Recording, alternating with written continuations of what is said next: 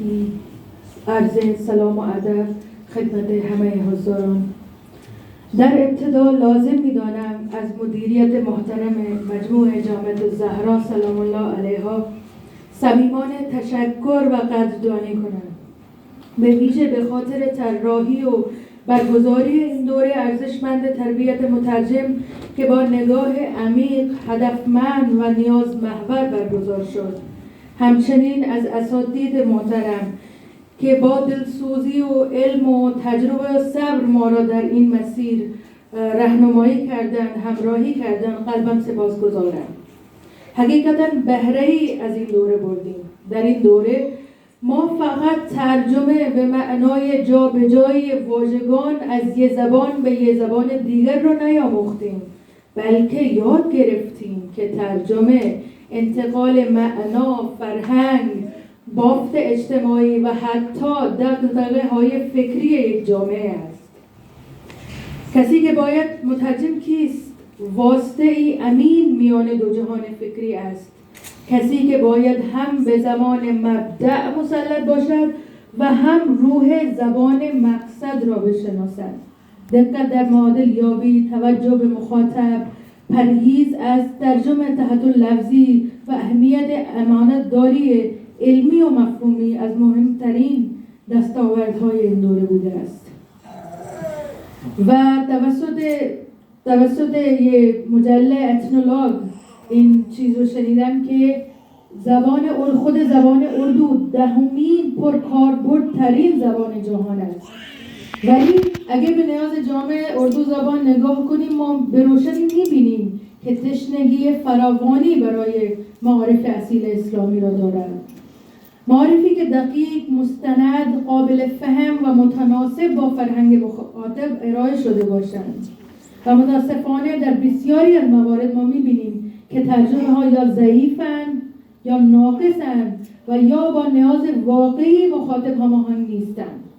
به ویژه در کشور پاکستان و هند و در کل دنیا که اردو زبانان وجود دارند، در حوزه زنان و خانواده خلأ بسیار جدی رو ما مشاهده می‌کنیم که ما می‌بینیم که در این چیزاتی موضوعاتی مانند هویت زن مسلمان، نقش زن در خانواده، تربیت فرزند، سبک زندگی اسلامی و پاسخ به شبهات معاصر نیازمند مترجم‌های دقیق هستند. مترجم‌های عالمان اینجاست که نقش مترجمان بسیار حیاتی می‌شود. بر همین اساس به نظر می‌رسد برگزاری دوباره و مستمر چنین دوره‌ها یک ضرورت است، نه یک انتخاب. استمرار این آموزش‌ها می‌تواند زمین ساز تربیت مترجمانی می‌شود که بتواند معارف اسلامی را به درستی و با زبان امروز به جامعه اردو زبان منتقل کند و در خدمت گسترش آگاهی دینی و فرهنگی قرار دهند. و اگه مناسب باشه یه تشکر ویژه از شما هم دارم که رفته بودی سفر به کشور پاکستان و ما خیلی خوشحال شدیم از ته دلمون.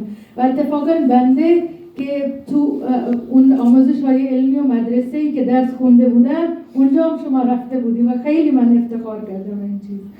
و در آخر هم چند بیت تقدیم به ساحت مقدس امام عصر عجل الله تعالی فرجه الشریف دارم.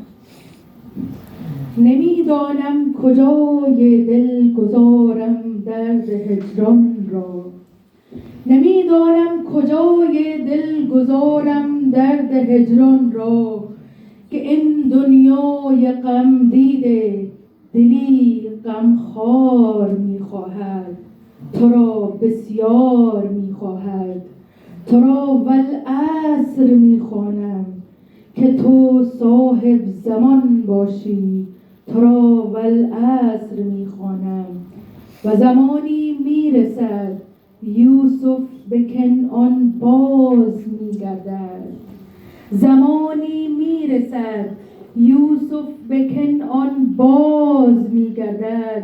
به کثرت الاجل گویید خدا اصرار میخواهد، خدا اصرار میخواهد. اللهم صل على محمد و علی محمد.